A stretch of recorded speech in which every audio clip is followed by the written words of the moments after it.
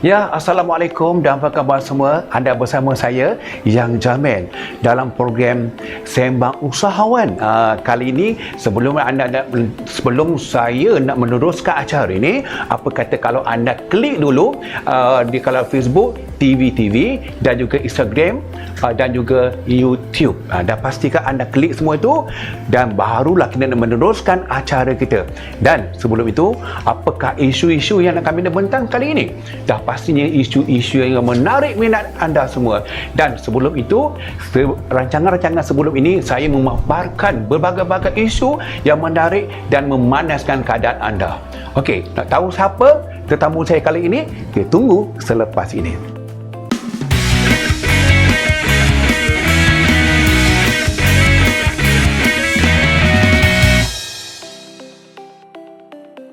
Ya, bertemu kembali anda bersama saya, Yang Jamil, dalam Sembang Usahawan. Kali ini tajuk dia memang terbaik sebab ia melibatkan suatu tempat dipanggil Pasar Borong. Anda semua tahu Pasar Borong kat mana tau? Mungkin di tempat anda pasar borongnya berbeza, di sini berbeza, sana berbeza. Tapi yang menjadi merumitkan anda, pasar borong yang ada di Kuala Lumpur dan juga di Selayang ni, ya, merupakan pusat untuk mengedarkan kepada pasar borong di seluruh negara. Nak mengendalinya bukan senang sebab di Kuala Lumpur ataupun pasaran di Selayang ni merupakan tempat lambakan hasil pertanian, hasil bumi, hasil daripada laut, sungai dan sebagainya. Dan bukan saja lambakan hasil pertanian dan sebagainya, ia juga merupakan lambakan pekerja-pekerja yang menjalankan tugas seawal pagi. Bayangkan dalam keadaan yang gelap gelita itu dengan lori keluar masuknya.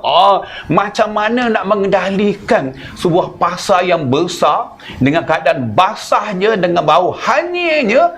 Ini merupakan suatu tugas yang dipertanggungjawabkan dan mempunyai jiwa yang kental untuk orang kata nak mengengkam benda-benda ini ataupun nak orang kata nak sama-sama ia menjadi yang terbaik. Pada kali ini dalam Sembang Usahawan, saya mempersilakan Tuan Muhammad Pandu Izani bin Yahya, iaitu pengerusi Persatuan Pasar Borong Kuala Lumpur Selayang. Tuan, apa khabar? Selamat datang. Alhamdulillah baik. Alhamdulillah. Tuan, ini merupakan program iaitu Sembang Usahawan di mana mungkin tuan pun pernah menonton siaran kami ini, berbagai-bagai isu yang kami kupaskan untuk tontonan umum, ya. Kadang-kadang bila isu begini mungkin ada positif dan negatifnya di kalangan netizen. Tapi objektif kami adalah memberi semangat dan juga pengajaran dan tunjuk ajar ke netizen mengenai isu pasar borong. Okey tuan, sebelum kita meneruskan yang lebih banyak, lebih panas, saya nak tanya tuan, berapa lama dah menjawat jawatan sebagai pengerusi Persatuan Pasar Borong Kuala Lumpur Selayang ni? Okay, Assalamualaikum. Terima kasih terutama yang saya ucapkan kepada channel TV kerana menjemput saya selaku panel untuk bercakap berkaitan dengan pasar borong. So terima kasih kepada Tuan Yang Jamil. Terima kasih sebagai pengacara pada hari Alhamdulillah. ini. So menjawab persoalan yang ditanyakan tadi, berapa lama saya dah menjawab pengerusi, kalau ikutkan dalam setahun lah. Alhamdulillah. Dalam setahun yang mana pasar borong ni baru diwujudkan cawangan Pasar Borong Harian Selayang. Tapi persatuan yang wujud ini sudah lebih kurang dekat 50 tahun atau 60 tahun lah. Sebab dia di bawah satu persatuan yang besar, iaitu Persatuan Penjajah Kecil Melayu Wilayah Persekutuan. So saya di antara cawangan yang wujud di Pasar Borong Harian Selayang Kuala Lumpur. So tapi kalau untuk di Pasar Borong tu dah lama lah, tapi kalau sebagai pengerusi ni baru setahun lah diluluskan oleh ROS lah. Okey, lama dah hampir setahun tu. Mungkin banyak pengalaman pahit dan manis ketika mengendalikan Pasar Borong. Mungkin kita sebelum kita pergi topik seterusnya nak tanya pengalaman pahit dan manis tu. Mungkin ada berlambak-lambak tu. Boleh kita berkongsi dengan netizen di luar sana? Boleh, masalah. Tapi itulah kalau nak menceritakan pengalaman pahit dan manis tu, banyak pahit lah. Daripada manis tu lah. Tapi sebelum saya menjawab sebagai pengerusi pahit dah hanyut. Jadi sebenarnya saya di Pasar Borong dari tahun 2015. Okey, yang mana saya mula berniaga di sana. asalnya saya kerja office. Tapi sebabkan family saya berniaga di sana, tentu ayah. Jadi banyak isu yang timbul di Pasar Borong ni yang membuatkan saya terpanggil. Selalu kena datang pasar untuk untuk cover lah. Menyelesaikan masalah bila berhadapan dengan yang penguatkuasa. So jadi di situ ayah pujuk saya untuk berniaga di Pasar Borong ni kan dia beritahu dengan saya berniaga lebih bagus daripada bekerja. So jadi saya tengok keadaan tu, lama-lama ialah saya daripada office nak lari ke pasar, jadi lari saya punya time tu. Jadi saya memilih sama ada saya nak stay di office ataupun nak duduk di Pasar Borong. So pada ketika itu saya keadaan dia sangat bagi saya sangat tragis lah apabila peniaga-peniaga tempatan kita ni seolah-olah macam warga asing. Bila berhadapan dengan penguatkuasa ketika itu, mereka rasa ketakutan, menggigil, rasa macam melakukan satu jenayah yang besar. Kan? Jadi saya pun duduk di situ dan menjaga di situ, dan alhamdulillah saya pun dapat merasai perkara yang sama. Namun kita dapatlah mempertahankan perniagaan tersebut, dan sampai itu dapatlah membantu di sekeliling itulah yang berniaga di tepi jalan. Asalnya saya daripada peniaga tepi jalan lah. Okey, saya nak tanya satu soalan ni, daripada kerja duduk dalam kursi empuk ni dan kita berpindah ke tempat yang hanya busuk dengan limbah, dengan suasana hingga-hingga dan sebagainya. Apa di ketika yang kali pertama jejak tu, apakah perasaan tuan? Pada awalnya memang rasa tidak selesa lah, sebab kita biasa duduk dalam aircon, jadi kita pakai tie, kita bekerja secara profesional. Tiba-tiba duduk di Pasar Borong sampai tahap saya ada katil di dalam kemah tu, tidur di sana. Kadang-kadang mandi pun dekat toilet yang berhampiran dan sebagainya di Petronas. Jadi time tu sebab kita nak rasalah apa itu perasaan peniaga, dan juga kita mendalami dan juga menjelami perasaan peniaga yang sebenar. Itulah dia punya pahit maung untuk mereka mencari sesuap nasi untuk menjara anak bini mereka di rumah. Kita jangan pandang mereka sebelah mata saja, tapi di sebalik kita bertugas sebagai peniaga ni, adakah terfikir apakah kesudahan kita duduk di Pasar Borong? Ada kita akan duduk selama-lama di situ ke, setakat meniaga ikan saja ke, sayur situ, ataupun ada impian lain untuk membesarkan perniagaan sebelum kita pergi ke yang lebih lanjut lagi? Pada awalnya memang tak terfikiran apa sejauh mana, tapi bila kita dah menceburi bidang pasar ni, jadi kita nampak apa yang perlu kita lakukan. Pertama sekali lah yang saya fokus adalah untuk memperjuangkan peniaga-peniaga di tepi jalan ni. Untuk sebelum ini mereka dilabelkan sebagai peniaga haram. Jadi saya terfikir, sebab saya pun orang Selayang actually, pada umur 9 tahun 8 tahun lah, ketika saya masih bersekolah, saya pun peniaga kat Pasar Borong juga. Ada arwah mak ada jual nasi lemak, jadi saya lah yang menjinjing bakul nasi lemak tu pukul 4, 3 pagi, turun Pasar Borong menjual pukul 7 pagi pergi sekolah. Jadi saya tengok makcik yang ketika saya umur 9 tahun tu masih wujud lagi di tepi jalan. Kan? Jadi ini menjadi persoalan kepada saya ketika itu. Saya rasa kenapa mereka di tepi jalan lagi, dan kenapa mereka dilabelkan sebagai peniaga haram, dan kenapa mereka tidak ditempatkan di tempat yang sepatutnya. Jadi kat situ timbul kesedaran. Jadi bila saya dah duduk dalam perniagaan, dan juga dah memang ada cita-cita lah untuk kita bersaing lah.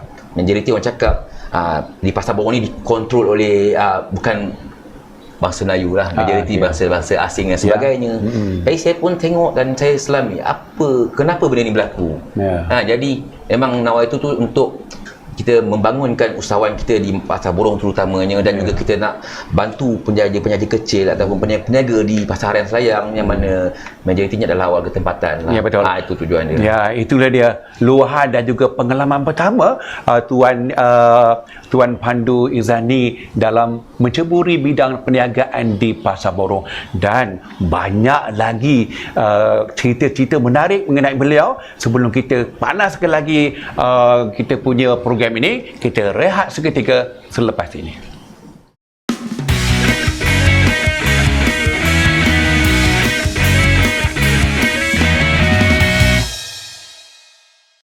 Okey, kalau kita lihat di Pasar Borong ni, jadi sekarang ni isunya Pasar Borong ni macam-macam isu sekarang ni. Terutamanya dengan kebanjiran warga-warga asing yang meniaga ni. Itu merupakan isu dari dulu sampai sekarang tak selesai-selesai. Sebab adakah pendatang-pendatang ataupun peniaga-peniaga asing ni dilindungi oleh seseorang yang bernama atau nama datuk ke dan sebagainya, adakah kemungkinan ianya dilindungi oleh taiko-taiko? Jawab soalan itu dulu. Sebenarnya warga asing ni macam-macam orang yang ada sebenarnya di belakangnya. Jadi saya nak spesifikkan dia dilindungi oleh siapa, kita pun tak boleh nak spesifik lah. Tapi sebenarnya kalau tidak dilindungi, takkan mereka boleh bebas berniaga. Tapi alhamdulillah semenjak PKP berlaku, banyak pengurangan, banyak hikmah sebenarnya. Betul. Saya tertarik dengan soalan apa yang berlaku sekarang ni. Bila berlakunya PKP, banyak segala perubahan, sama banyak hikmahnya. Terutamanya saya nampaklah yang di Pasar Borong ni, bila musim PKP inilah Majlis Pembadaran Selayang dan juga Dewan Bandaraya Raya Kuala Lumpur membersihkan gerai-gerai di tepi jalan. Kalau tidak ada PKP, takkan mungkin mereka ni akan berundur atau dapat membersihkan segala kekotoran yang tepi-tepi jalan. Betul tak, Tuan? Betul kan? Okey, saya nampaklah ya, dari segi kebanjiran warga-warga asing ni, adakah mereka ni sebenarnya mendapat lesen niaga ke, ataupun orang yang mendapat lesen tu daripada DBKL contohnya beralibabakan kepada mereka? Okey, kalau secara undang-undangnya di Malaysia ni ataupun di bahagian PBT sendiri pun, saya rasa tiada pun kebenaran lesen untuk warga asing. Ya, betul. Terutamanya untuk tapak-tapak di pasar. Tapi biasanya yang sebelum ini memang majoritinya dia Alibaba lah. Yang mana yang punya lesen tersebut menyewakan kepada warga asing, kepada orang lain dan sebagainya. Jadi perkara ini pun telah kita hujahkan atau telah kita bentangkan, naik ke tengah dan sebagainya. Jadi pihak DBK pun ada juga ambil tindakan dan sebagainya. Tapi itulah. Tapi saya baru-baru ini pun saya pernah pergi ke Pasar Borong. Tapi kekurangan peniaga asing di dalam Pasar Borong tu nampak ada kekurangannya. Tapi yang peliknya, saya nampak masih lagi ada warga asing yang berniaga di tepi jalan. Di tepi jalan tu, mana lambakan sayur, cili dengan harga yang begitu murah kalau dibandingkan di dalam pasar tu sendiri. Apa pandangan atau pendapat Tuan mengenai hal ni? Maksudnya di Pasar Borong. Pasar Borong, dia tepi jalan tu. So kalau ikutkan Pasar Borong di tepi jalan ni, memang sentiasa ada je peniaga warga asing ni, yang mana dia berniaga secara curi-curi. Ya, curi-curi. Tapi seperti saya ulang kembali, seperti saya cakap tadi, sebelum PKP memang lebih banyak. Kalau ikutkan dah memang berkurangan sangat jauh lah. So perkara ini, itulah kita pun ada buat, ialah bagi tahu pada pihak yang berwajib dan sebagainya. Jadi perkara ini sebab selaku persatuan kita hanya boleh menyampaikan info dan sebagainya, tapi peranan selebihnya ada kepada pihak PBT lah untuk menjalankan tanggungjawab yang selanjutnya. Tapi tak dinafikan juga warga sini kadang-kadang degil. Ya, betul. Memang saya perhatikan, kalau saya sendiri pun pergi Pasar Borong tu, kadang-kadang kita jadi takut dengan warga asing. Wahal kita, negara kita ni kan, dengan mereka ni bersatu hati sebenarnya. Dan sebagai kita, saya pernah duduk di luar negara ya. Bila duduk di luar negara ni, contoh ni memang yang berlaku. Saya ada buka restoran saya di Afrika, di Nigeria. Ketika itu tahun 89-93, saya ada warga Malaysia bahasa Cina, Tionghoa, datang ke restoran saya. Dia kata, chef, saya orang Kuala Lumpur lah, dia kata. Lepas tu dia terus datang, dia peluk saya.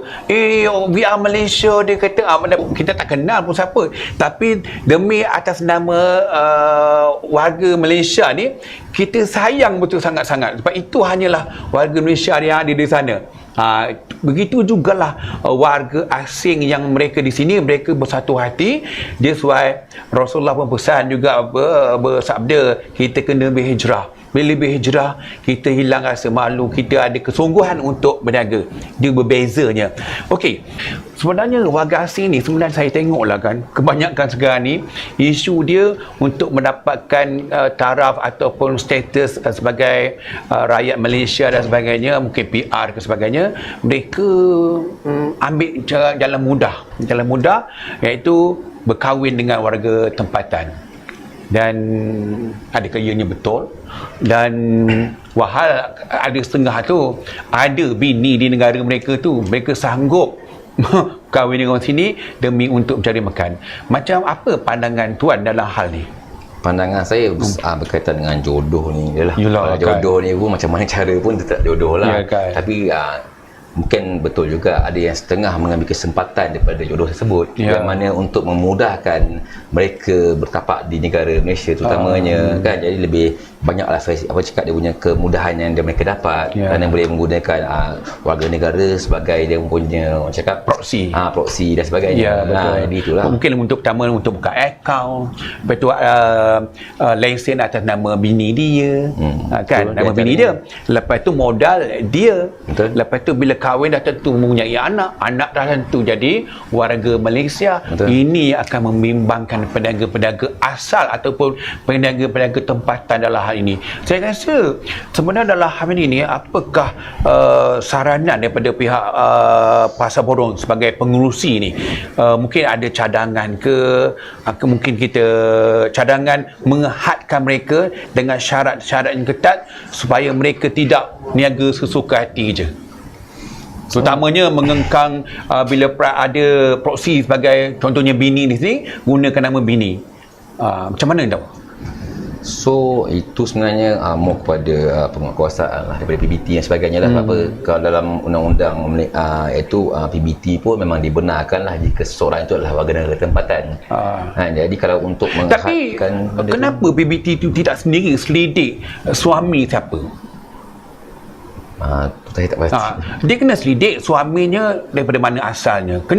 Saya mencadang juga kepada pihak PBT, terutamanya Dewan Kuala Lumpur ke apa ke, seorang tu terutamanya pada warga wanita, kaum wanita yang mohon untuk dapatkan lesen Pasar Borong tu, anda pastikan taraf suami itu siapa? Orang tempatan, warga ke ataupun warga asing. Ini yang menyebabkan banyak berlaku di pasar-pasar Borong, nama-nama bini yang meniaganya suami.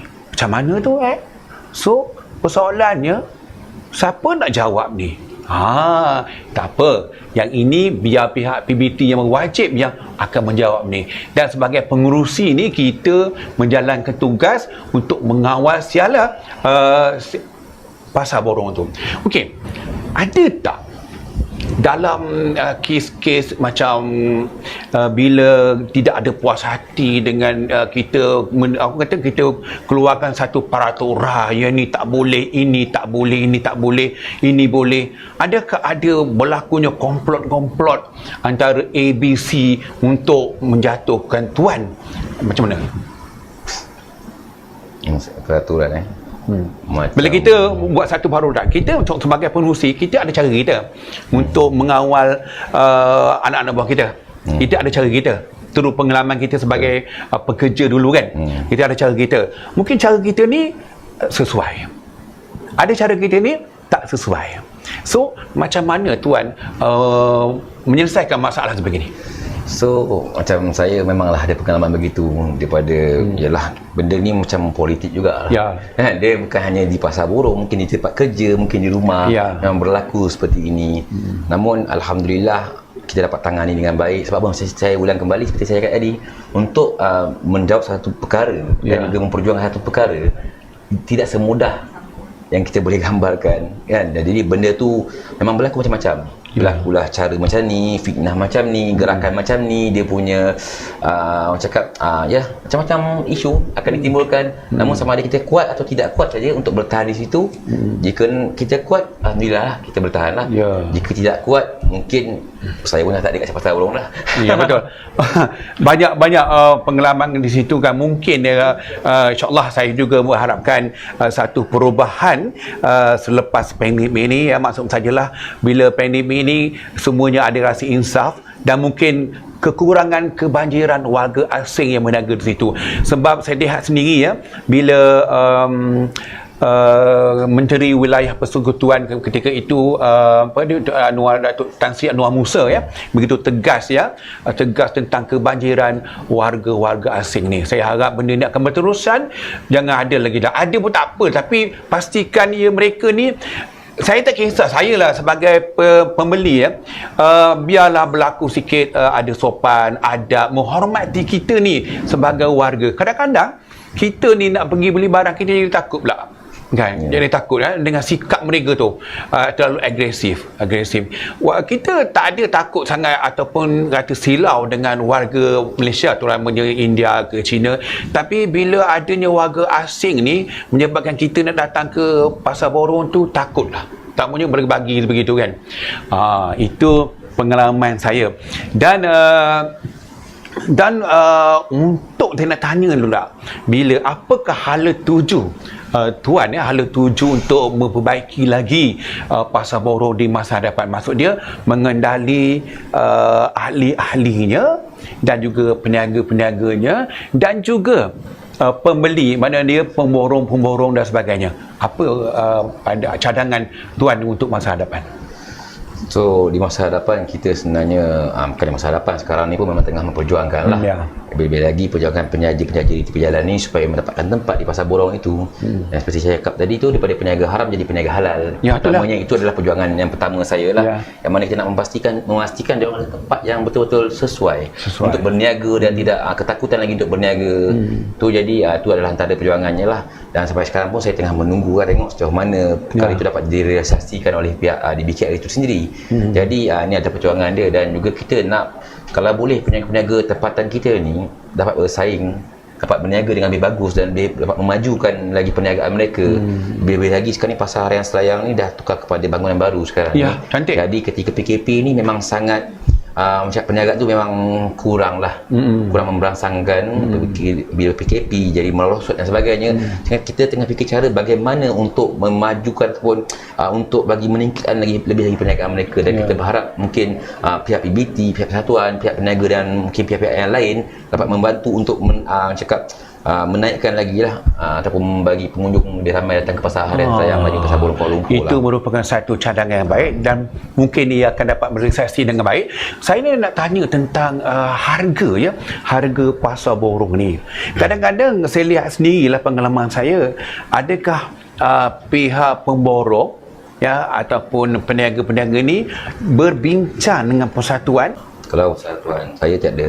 Tidak. Dia orang dapat daripada pembekal dan mereka jual sendirilah dengan harga mereka. Ikut harga semasa. Ikut harga semasa tengoklah.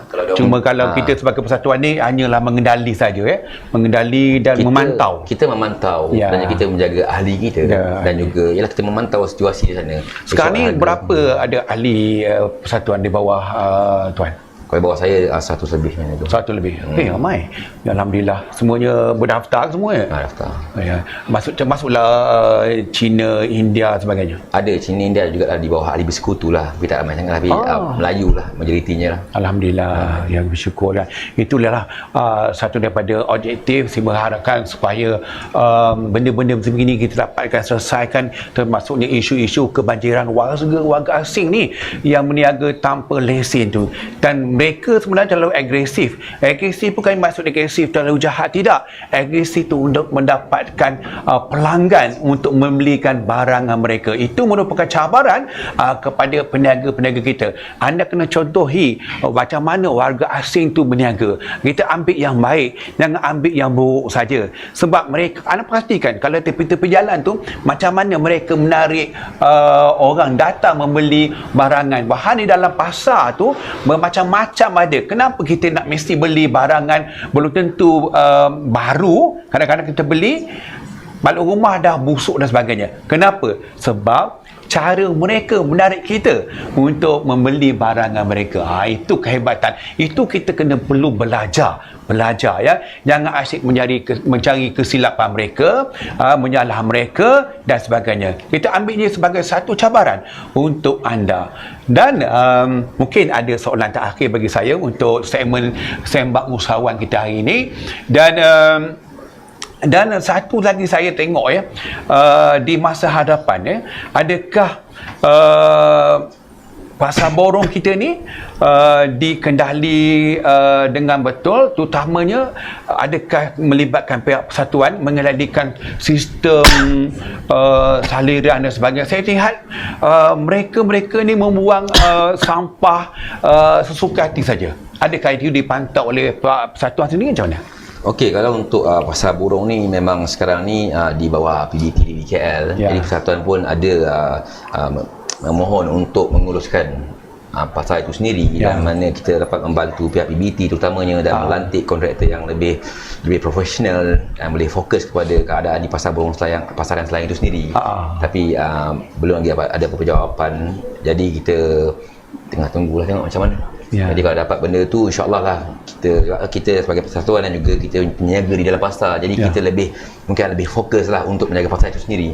Sebab kita yang menjaga di sana dan kita juga yang ada di sana.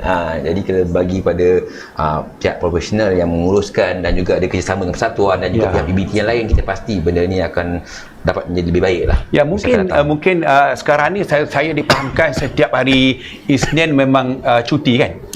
Mungkin saya juga perhatikan, saya lihat sendiri bahawa Dewan Bandaraya Kuala Lumpur dia buat pembersihan setiap hari Isnin. So, memang saya pujilah, sebab sekurang-kurangnya ada masa untuk berehat, ada masa untuk membersih. Kalau dulu Pasar Borong ni saya seawal saya ingat saya dah 80-an dulu, Pasar Borong di Tabung Haji tu, belakang Pilar Betisi tu. Seperti tu Pasar Borong saya pergi sebelum wujudnya kat sini.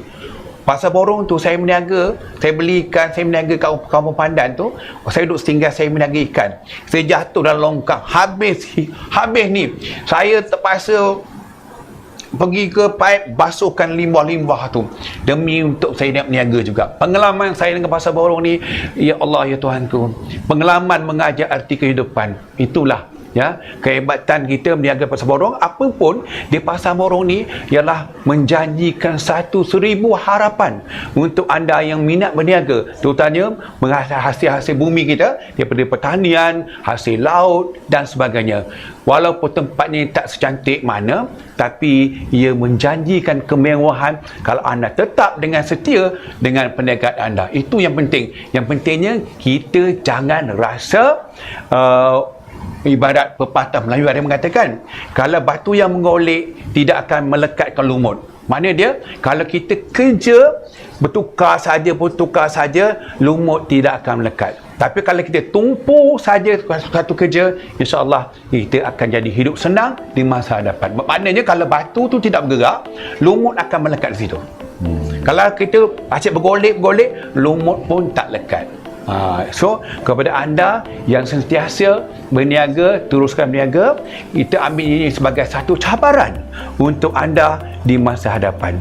Okey, itu sahaja untuk kali ini. Saya mengucapkan ribuan terima kasih kepada Muhammad Pandu Izani bin Yahya, Pengerusi Persatuan Pasar Borong Selayang dan juga Kuala Lumpur. Terima kasih Tuan kerana sudi bersama kami dalam Sembang Usahawan. Dan sebelum saya berakhir, jangan lupa channel TV dan juga Instagram dan juga YouTube. Saya ucapkan Assalamualaikum warahmatullahi wabarakatuh. Bye bye. Jumpa lagi.